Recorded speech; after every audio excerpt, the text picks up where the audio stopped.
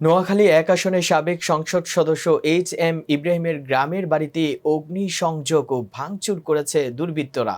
বুধবার ৭ই আগস্ট বিকেল ৪:৩০টার দিকে চাটখিলের খিলপাড়া ইউনিয়নের দত্তরবাগ গ্রামে এই ঘটনা ঘটে।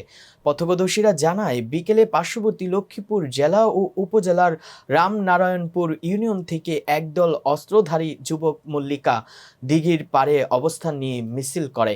সেখান থেকে ২৫ থেকে ৩০টি মোটরসাইকেল ও ৩টি মাইক্রোবাস যোগে ৭০ থেকে ৮০ জন যুবক এমপি ইব্রাহিমের বাড়িতে যায়। পরবর্তীতে তারা সেখানে দ্বিতল বাসভবনে ভাঙচুর করে আগুন ধরিয়ে দেয়। তবে ওই সময় ইব্রাহিম বাড়িতে ছিল না। হামলাকারীদের মধ্যে বেশ কিছু যুবক মুখোশ পরা ছিল। পরে উৎসুক জনতা তার বাড়িতে ভিড় করেন। যোগাযোগ করা হলে চাটখিল উপজেলা বিএনপির সভাপতি অ্যাডভোকেট আবু হানিফ বলেন, হামলাকারীরা অস্ত্রধারী ছিল। হামলাকারীরা লক্ষ্মীপুর জেলা থেকে মাইক্রো করে এসে এমপির বাড়িতে হামলা চালায়। আমার দল এই ধরনের হামলা সমর্থন করে না। আমি এই হামলার তীব্র নিন্দা জানাই। এ বিষয়ে জানতে একাধিকবার নোয়াখালীর পুলিশ সুপার এসপি মোহাম্মদ আসাদুজ্জামানের মুঠোফোনে কল করা হলেও তিনি ফোন রিসিভ করেননি।